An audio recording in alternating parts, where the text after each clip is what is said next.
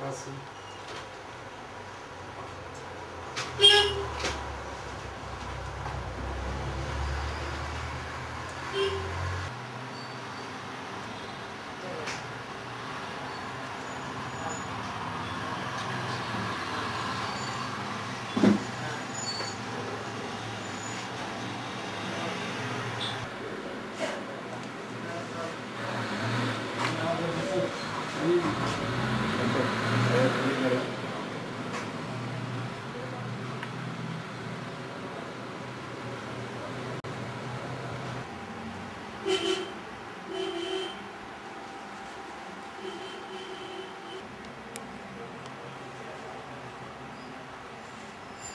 கோவை மாவட்டத்தில் தமிழக அரசின் சார்பில் பல்வேறு வளர்ச்சி பணிகளை தனி கவனத்தோடு செயல்படுத்துவதற்காக நம்முடைய தமிழகத்தினுடைய துணை முதலமைச்சர் இளைஞர்களின் எழுச்சி நாயகன் தளபதி அண்ணன் மு.க. ஸ்டாலின் அவர்கள் இன்று மாலை கோவைக்கு வருகை தரவிருக்கின்றார்கள். இன்று மாலை வருகை தந்ததோடு மட்டுமின்றி நாளை காலை விவசாய பல்கலைக்கழகத்தில் நடைபெறுகின்ற நிகழ்ச்சியில் கலந்து கொள்கின்றார். அதற்கு பிறகு கோவை மாநகர திராவிட முன்னேற்றக் கழகத்தின் சார்பில் சுமார் 100 பேருக்கு 100 ஜோடிகளுக்கு திருமணத்தை நடத்தி வைக்கின்றார்.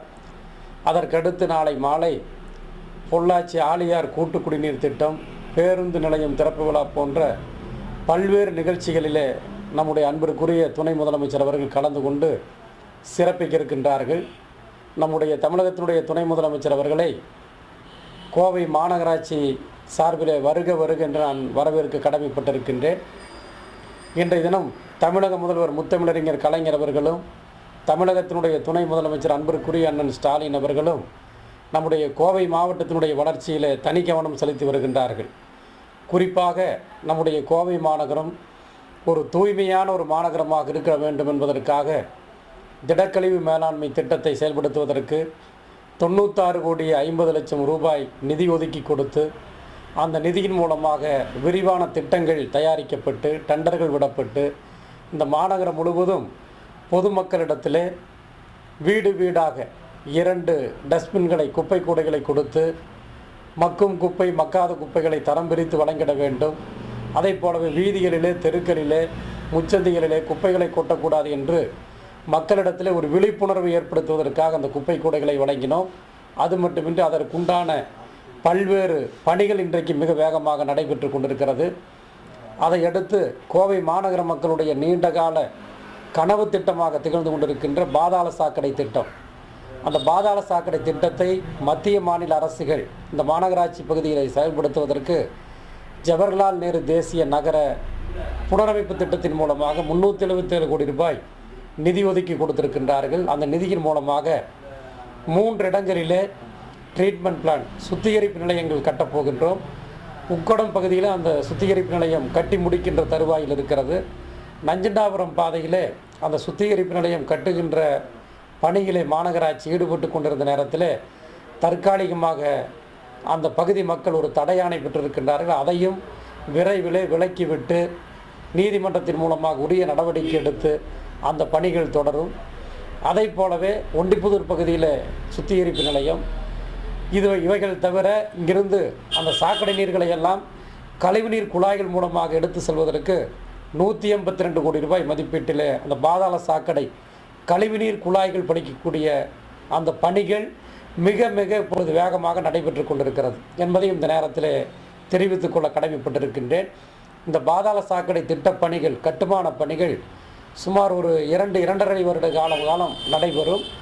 அதற்கு பிறகு நம்முடைய நகரத்திலே இந்த கழிவுநீர் பிரச்சனைகள் இருக்காது. ஏனென்று கேட்டால் நம்முடைய வீடுகளிலே பயன்படுத்துகின்ற குளிக்கின்ற நீராக இருந்தாலும் சரி, பாத்திரங்கள் கழுவுகின்ற துவைக்கின்ற அதை போலவே செப்டிக் டேங்க் போன்ற அதில் வரக்கூடிய அந்த கழிவுநீர்கள் எல்லாம் அந்த பாதாள சாக்கடை மூலமாக எடுத்து செல்லப்படும். அதன் மூலமாக கொசு தொல்லைகள் முற்றிலுமாக இந்த நகரத்தில் ஒழிக்கப்படும் என்பதை தெரிவித்துக் கொள்ள கடமைப்பட்டிருக்கின்றேன். அதை போலவே நம்முடைய நகரத்தில் குறிப்பாக வடக்கு கிழக்கு மண்டலங்களிலே குடிநீர் பிரச்சனை மிக கடுமையாக இருந்து கொண்டிருக்கிறது. இதற்கு காரணம் இன்றைக்கு இருக்கக்கூடிய பில்லூர் முதல் குடிநீர் திட்டம் ஒரு 15 ஆண்டு காலத்திற்கு முன்பு வடிவமைக்கப்பட்டது. இந்த 15 ஆண்டு காலமாக ஏராளமான குடியிருப்புகள் நகர்கள் உருவாக்கப்பட்டிருக்கிறது.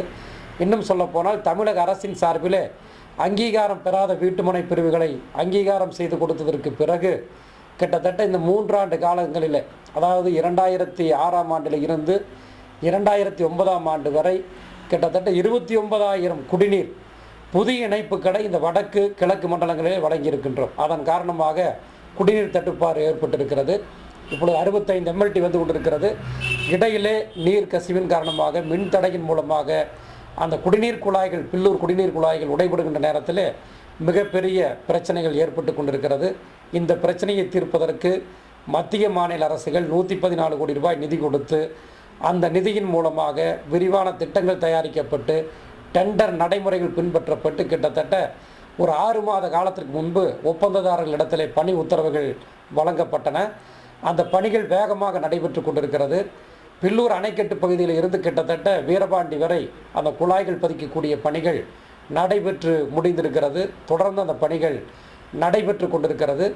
வருகின்ற அடுத்த 2010ஆம் ஆண்டு ஒரு ஜூன் ஜூலை மாதத்திற்குள்ளாக அந்த குழாய்கள் பதிக்கக்கூடிய அந்த பணிகள் நிச்சயமாக நிறைவடையும். அதற்குண்டான பல்வேறு பணிகளை எங்களுடைய வணக்கத்திற்குரிய மேயர், மதிப்பிற்குரிய ஆணையாளர், எங்களுடைய பொறியாளர்கள் அந்த பணிகளை வேகப்படுத்தி இருக்கின்றார்கள். ஆகவே நிச்சயமாக 2010ஆம் ஆண்டு இறுதியிலே நிச்சயமாக நம்முடைய கோவை மாநகரத்தில் கிழக்கு பகுதி வடக்கு பகுதியில் நிச்சயமாக அந்த குடிநீர் தட்டுப்பாடு குறைக்கப்படும் என்பதையும் இந்த நேரத்தில் அன்போடு தெரிவித்து, எதிர்காலத்திலே உலகத்தரத்திற்கு இணையான ஒரு மாநகரமாக இந்த கோவை மாநகரத்தை உருவாக்குவதற்கு சாலை வசதிகள், குடிநீர் வசதிகள் என்று பல்வேறு வசதிகளை மாநகராட்சி வேகமாக செய்து வருகிறது. நிச்சயமாக இந்த மாநகரத்தினுடைய தரம் உயர்த்தப்படும் என்பதை மட்டும் இந்த நேரத்தில் தெரிவித்து கொண்டு, இது போன்ற திட்டங்களுக்கு என்றென்று உறுதுணையாக இருந்து கொண்டிருக்கின்ற தமிழக முதல்வர் முத்தமிழறிஞர் கலைஞர் அவர்களுக்கும், தமிழகத்தின் துணை முதலமைச்சர் அன்பிற்குரிய அண்ணன் ஸ்டாலின் அவர்களுக்கும், பாரத பிரதமர் மன்மோகன் சிங் அவர்களுக்கும், மதிப்பிற்குரிய சோனியா காந்தி அம்மையார் அவர்களுக்கும் எங்களுடைய பணிவன்பான நன்றியினை தெரிவித்துக் கொள்கின்றேன்.